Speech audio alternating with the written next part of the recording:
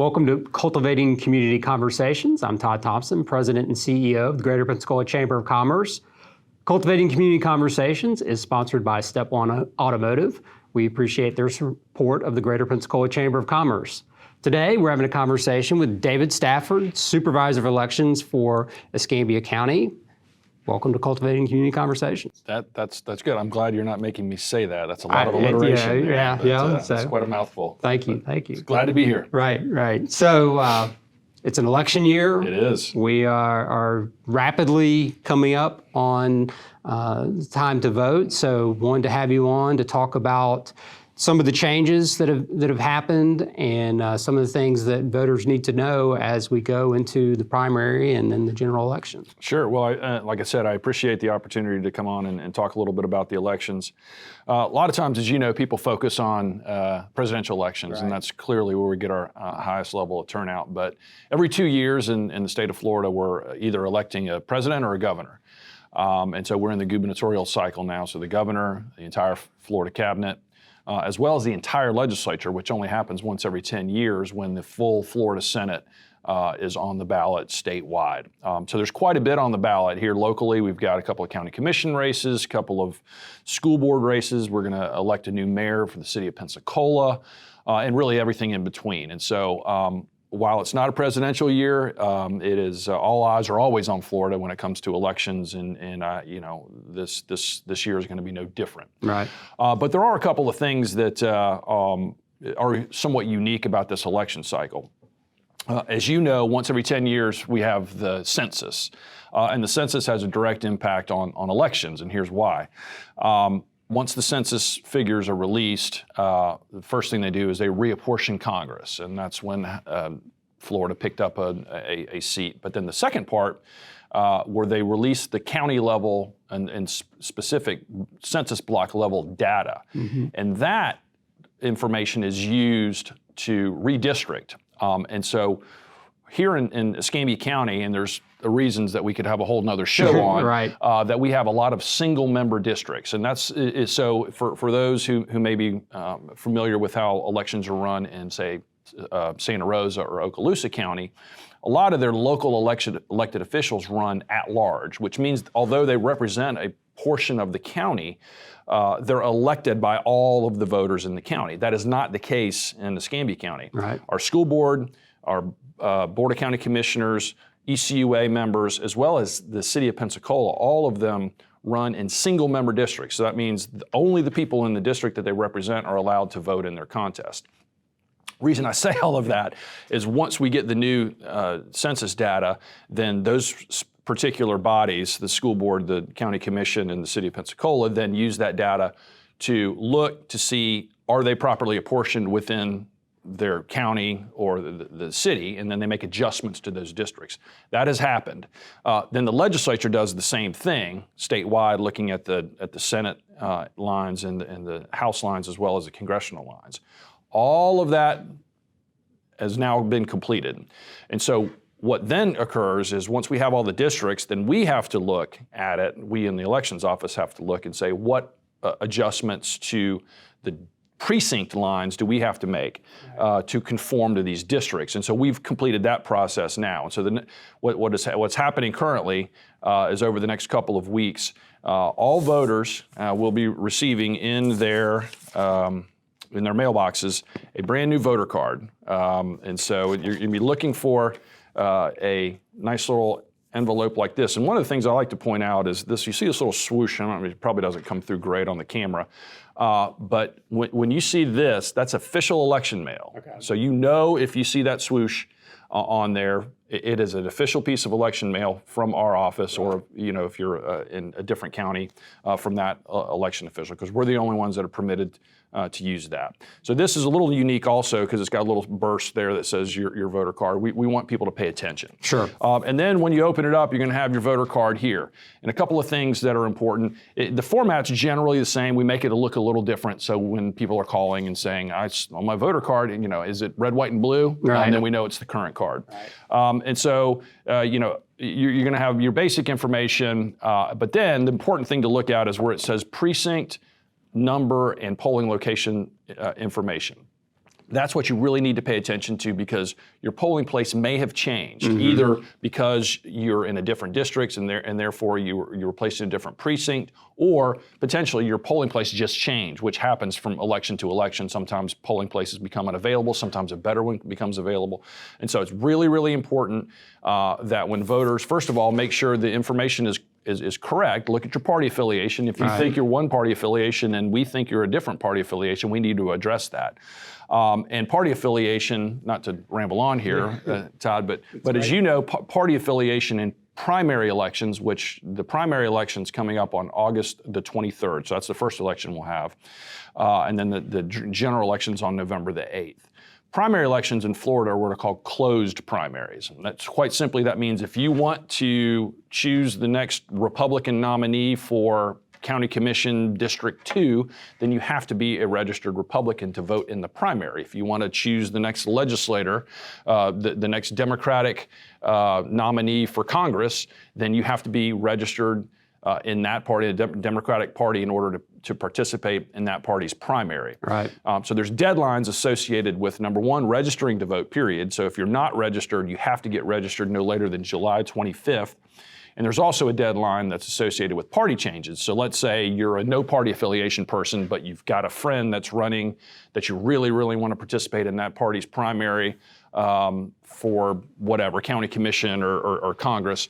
You can change your party affiliation. But you have to do that on or before the 25th. You can't just wait until election day and say, because some states, and particularly people that come in from different states, sometimes there's different rules. I mean, there are different rules, and sometimes they may be used to other states where some of them, they call them like choose a lane. So you walk in, nobody has party affiliation that's permanently associated with them. You walk into the polling place and you choose a lane. I want to be a Democrat today. I want to be a Republican today. I want to be no party affiliation today. Right. But that's not the way it is in Florida. You have to choose your party in advance if you want to participate in that party's primary. Right. So you mentioned you'll get the cards. It'll have your precinct and the location of that precinct. Correct. But there are other ways if you want to vote. You don't have to go on election day to your precinct. You can vote by absentee or early voting. So talk about those options. That's right. So actually, the majority of our voters vote before election day. Right. We still are a little bit ahead of the state average for the percentage that votes on election day, but that has been steadily decreasing. So the other two methods, you mentioned both of them.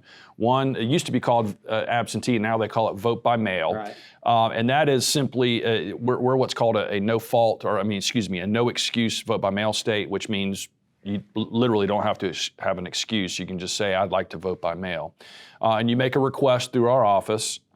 There is something that the legislature added an additional requirement for those who were requesting ballots to be mailed to them, and that is they have an additional identifier. So it used to be that you just have to give your name and your date of birth and the address. Now you have to have one more additional identifier, and that is either your last four digits, your social security number, or your driver's license or Florida ID card number, so we can verify. So once you do that, once you have a request on file, as soon as the ballots are ready, we start mailing them out, and you just got to get them back to us no later than 7 o'clock on election night. And then in the primary, about 10 days before election day, we'll start in-person early voting. Right. And we're still finalizing the details of that, but if you look at what we did in the last election cycle, 10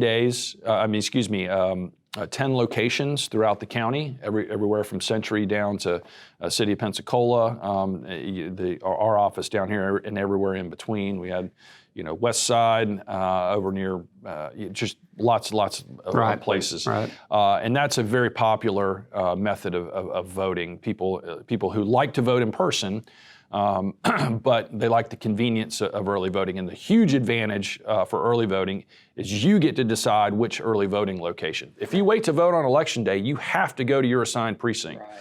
If you go during early voting, if you want to drive to Century and early vote up there and you're registered to vote on Perdido Key, you can do it. You may be heading to Atlanta and want to stop in, at the early voting location there.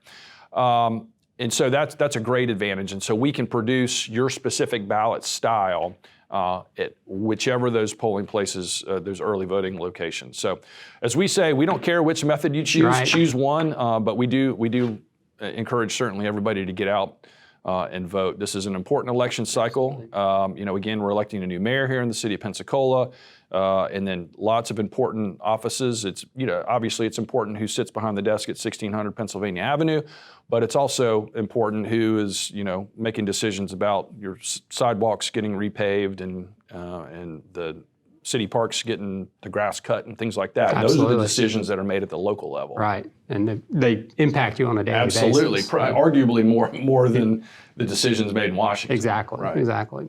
So if voters have questions about any of this information, Sure. what's the best way to get in touch or find more information? Sure. Well, a couple of ways. In today's society, most people, the first thing they're going to do is go online. And so we recognize that, and we have for some time, and we put a lot of effort into our website. And so we try to make it as straightforward as possible. We group information. So chances are, if you've got a question that's not really, really, really down in the weeds, and some of them that are really, really down in the weeds, you can still find the information. Go to escambiavotes.gov, and there's also, we've added in the last couple of years, a site search. So you can just put in the term if you don't see it. We try to make, again, those buckets of information that people search for. Right. We try to make it pretty evident there. So websites, one, we have a social media presence on Twitter, Instagram, and Facebook, and we encourage you to follow those. We put little tidbits of information out there pretty regularly. And then also you can just call us, 595-3900, or you can come by the office. So any of those methods, we should be able to answer your question. One of the other things I'd like to mention is that we're adding a new feature this year, specifically to vote by mail, and it's called ballot tracks. Historically, we've always had the ability, if you want to know, hey, has my ballot, where's my ballot? Has it been mailed to me? Right. Did you all receive it? Has it been counted? We've always had that, or last several years, we've had that information available, but you had to go get it, right? You had to go to our website. I mean, it wasn't difficult, but you had to go put in your information. Now, you can sign up for at your complete discretion, whether you as an individual voter want to do this or not. You can sign up, and then those notifications will be pushed to you. Okay. And we'll have that feature. We're finalizing the details of that, but it's going to be on our website as well. You'll have the ability to sign up for that. And so you don't have to do anything. Once you sign up, we'll be pushing those notifications out to you. Hey, your ballot's been mailed. Hey, we've received your ballot. Hey, your ballot's been counted. That's great. Yeah. Because sometimes just not knowing what's happening with the mail, and certainly you want to know that your vote has been counted. Right. There's a lot of people involved in the whole vote by mail process, including important aspect is the United States Postal Service. Right. Fortunately, I think a lot of people here locally take it for granted that we have a regional postal facility.